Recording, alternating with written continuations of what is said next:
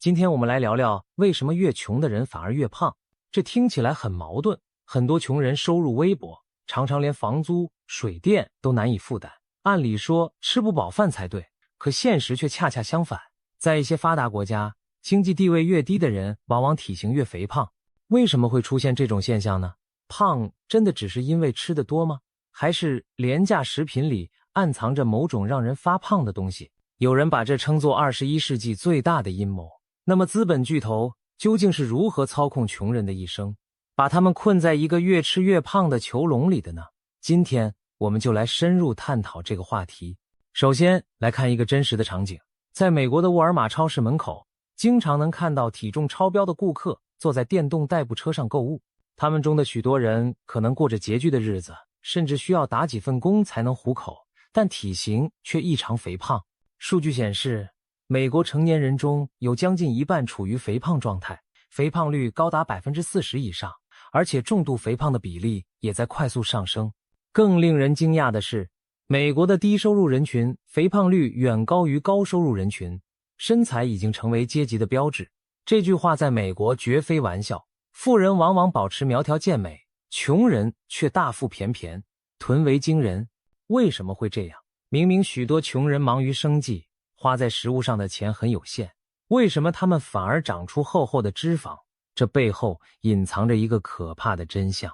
事实是，在现代社会中，胖不一定因为吃得多，而是因为吃得不对。穷人并非真的比富人更贪吃，而是因为他们能负担得起的往往是廉价但高热量的加工食品。这些廉价食品几乎都有一个共同点，里面都添加了过量的糖分。这里所说的糖，不仅是我们肉眼可见的白砂糖，还包括一种更隐蔽却无处不在的甜味剂——高果糖玉米糖浆。正是这个东西悄悄潜伏在各种廉价食品和饮料中，诱使人们摄入远超健康水平的糖分，最终让人一步步发胖。更重要的是，这一切并非偶然，而是资本势力精心设计的饮食陷阱。要搞清楚这一切的来龙去脉，我们得把时间拨回到50多年前，时间回到上世纪60年代末。当时的美国面临经济难题，通货膨胀严重，粮食价格上涨引发民怨。1969年，面对困境，美国总统尼克松上任后决定来一次农业改革。他提出了一个大胆的战略，将粮食作为外交武器，把美国的农产品又多又廉地销往全球。为了实现这一目标，美国政府开始全力推动农业规模化生产，要么做大，要么退出。无数小农场被兼并整合，大型农业公司在政府和资本的扶持下迅速崛起。不仅如此，被称为4大粮商的跨国粮食巨头也在背后推波助澜。这场农业革命很快收到成效，美国广袤的土地上粮食产量爆炸式增长，其中玉米的丰收尤为惊人。很快，美国粮仓堆满了过量的玉米，巨大的产量远超国内消费需求，出口到国外当饲料也有剩余，每年都有数以百万吨计的玉米找不到出路。眼看着玉米一年年过剩，农民又在政府激励下不停扩大种植，总不能让他们停下来吧？面对越来越严重的农产品过剩问题，一些资本巨头和政府智囊把目光投向了美国人自己的餐桌。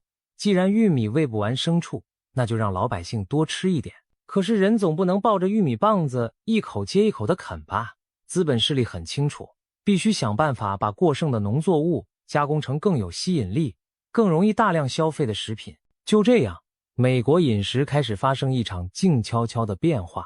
首先，各种工业化加工食品大量涌现，早餐即食、麦片、薯片、玉米片等方便食品开始走进千家万户。接着，以玉米、大豆等为原料的快餐也流行起来，比如炸鸡、炸薯条、玉米油炸出来的各种食品。这些东西制作简单，保存方便，热量又高，而且价格低廉，很快成了大众挚爱。然而，即使美国人开始天天汉堡炸鸡，这些还远远不够消耗掉庞大的玉米库存。资本家们觉得美国人吃的还不够多，粮食山一样堆着呢，怎么办？就在这时，一个新技术的出现彻底改变了历史进程。上世纪70年代，来自日本的科研人员发明了一种用玉米制造甜味剂的方法——高果糖玉米糖浆。这种糖浆甜度高，成本低廉，仅为传统蔗糖价格的2/3甚至更低。对急于推销玉米的美国资本来说，这无疑是绝佳的救世主。他们立刻把目光盯上了这种廉价甜味剂，开始想方设法让全民吃更多糖浆。玉米糖浆的大规模应用就此拉开帷幕。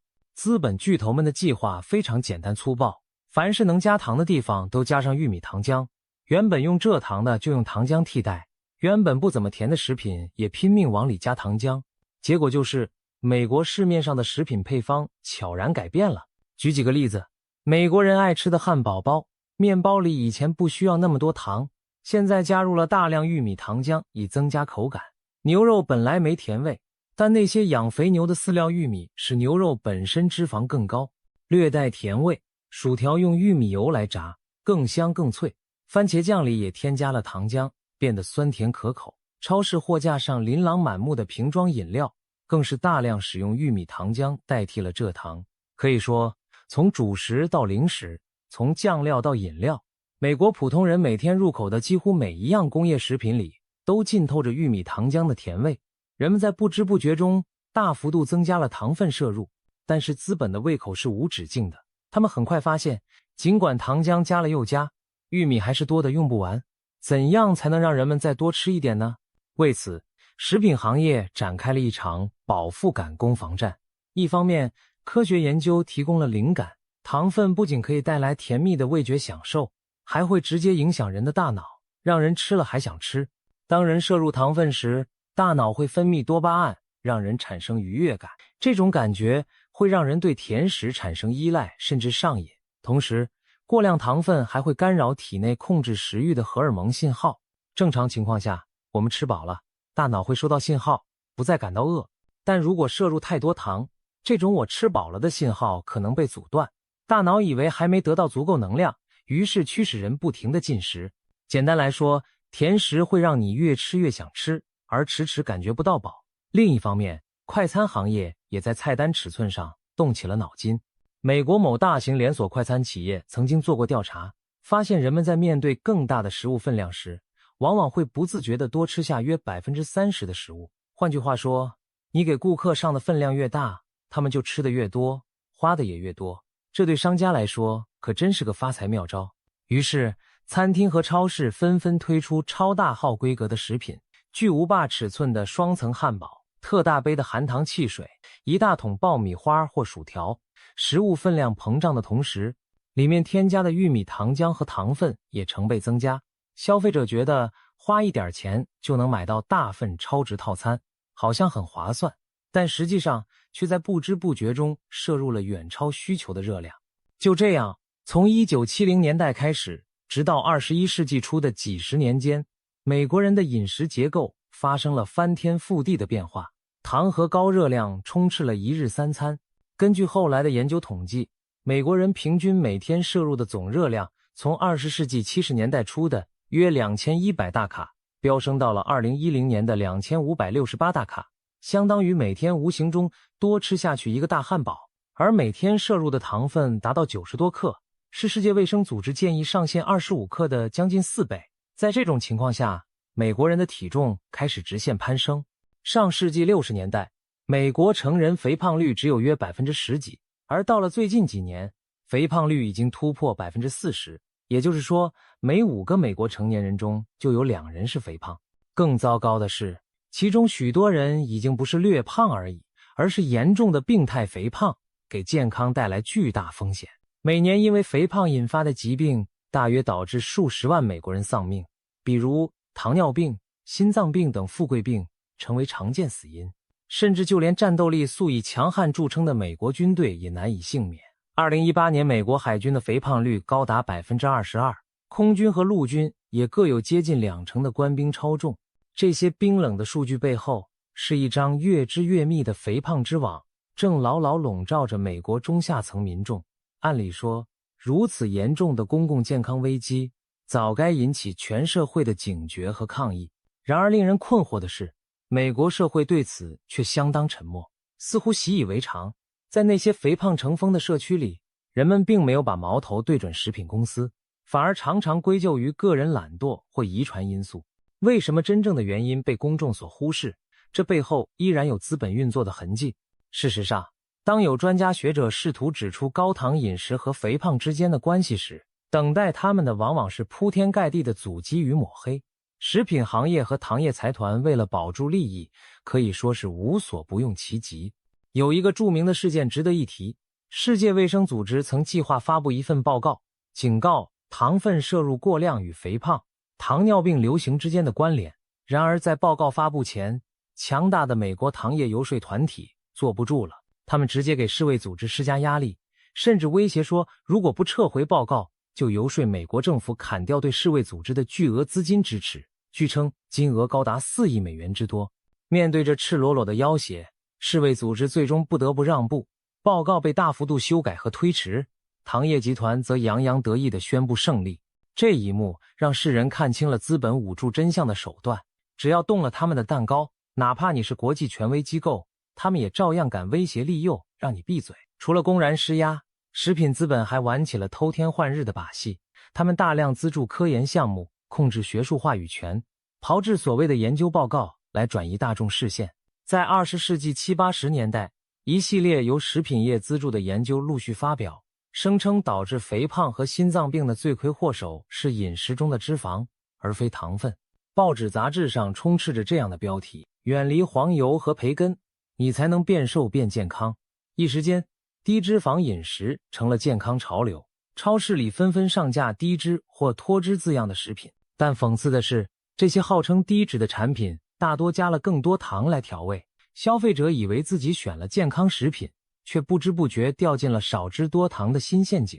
而那些真正警示糖分危害的声音，要么被资本资助的相反论调淹没，要么遭到抨击打压，被说成危言耸听。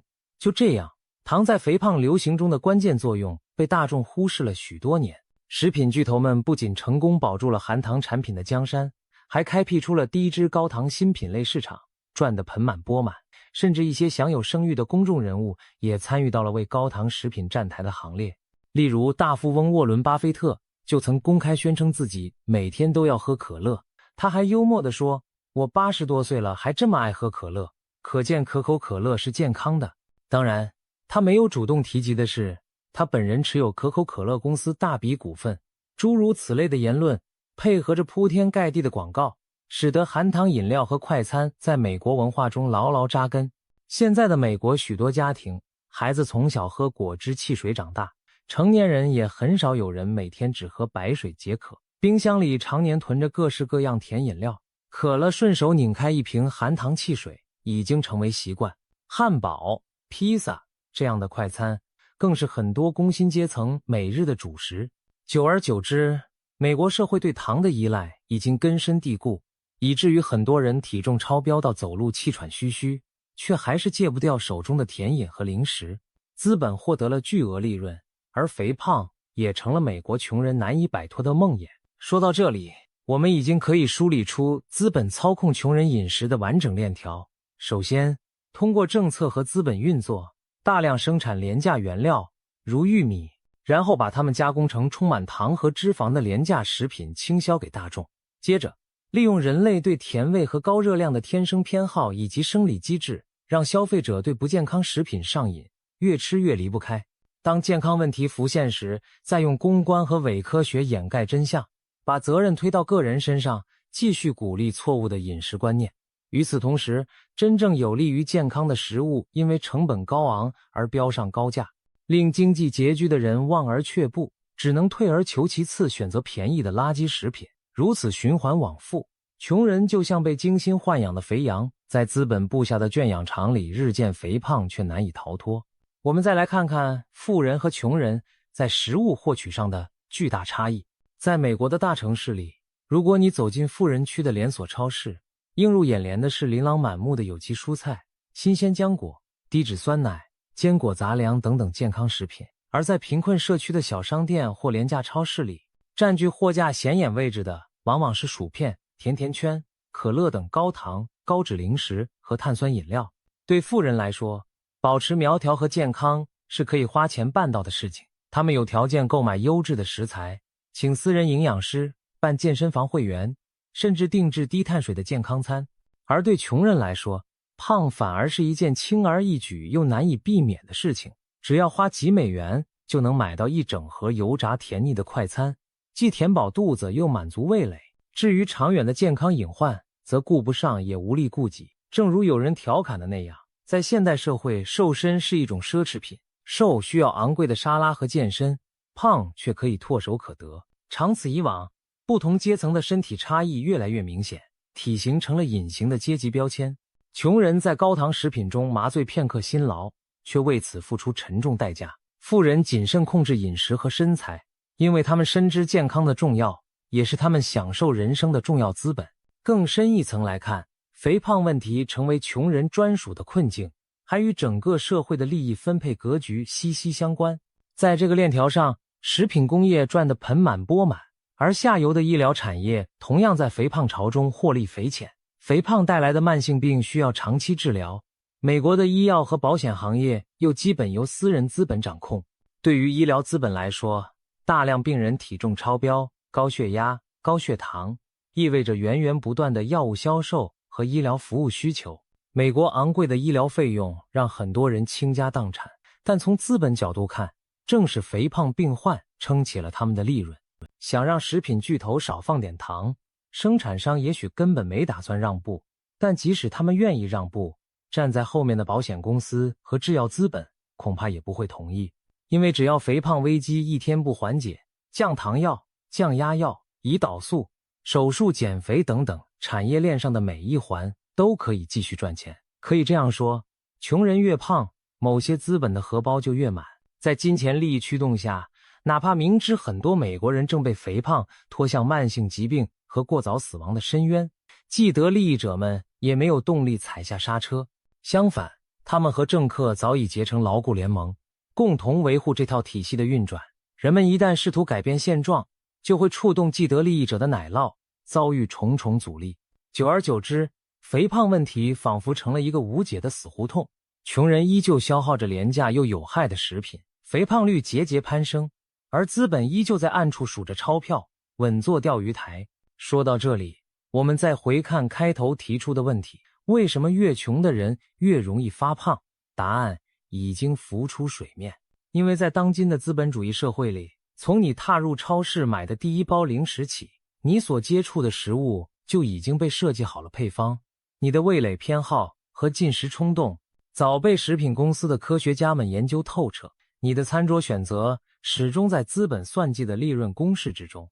那些价格低廉、触手可及的食物之所以让人发胖，不是因为穷人天性懒惰贪吃，而是因为整套体系正有意无意地引导着这样的结果。对资本而言，只要能追逐利益，哪怕让大众的健康受损，让穷人成为日益肥胖的奶牛，也在所不惜。这正是21世纪隐藏在日常生活中的一大阴谋。我们以为自己在自由选择食物，实际上每一口都在资本设下的轨道上前行。美国普通人的独立自由人生看似由自己掌控，实则很多轨迹早被幕后力量规划好。从农场到餐桌，从医院再到墓地，资本势力织就了一张无形的大网，穷人在其中走完一生。当然，并非只有美国才存在这样的问题。美国的快餐和加工食品文化早已传播到世界各地，许多国家的人们腰围增长的速度开始追赶美国。当廉价高糖食品充斥市场，越来越多原本食物匮乏地区的人反而出现了肥胖的矛盾现象。这进一步印证了，肥胖与其说是个人的生活习惯问题，不如说是由社会环境和食品体系所塑造的结果。而在背后推动这一切走向的，正是逐利的资本力量。了解了真相后，我们难免会问，难道穷人就注定逃不出这张肥胖的陷阱吗？面对无孔不入的资本围猎，个人的力量似乎是那么渺小。不过，至少认清问题是改变的开始。如今越来越多的人开始意识到食品添加糖和过度加工的问题，呼吁健康饮食和加强监管的声音也在上升。但真正要扭转这几十年形成的畸形体系，并非易事。食物选择背后的利益纠葛太深，改变意味着触碰庞大利润。对于以利润为先的资本巨头来说，他们没有动力主动改变，甚至会利用一切手段维持现状。可以说，在一个资本主导一切的社会里，这种现象绝非偶然，而是一个制度性的必然结果。资本的天性是追逐利润，最大化收益。在这个逻辑下，无论是粮食武器化导致的过剩，还是倾销过剩产品导致的全民发胖，亦或医疗产业从肥胖中牟利，所有环节都紧密相扣，环环相因。穷人的人生轨迹，从食物到健康，都和资本利益绑在了一起。肥胖成为了一种无形的枷锁，让穷人在身体和经济上都更难翻身。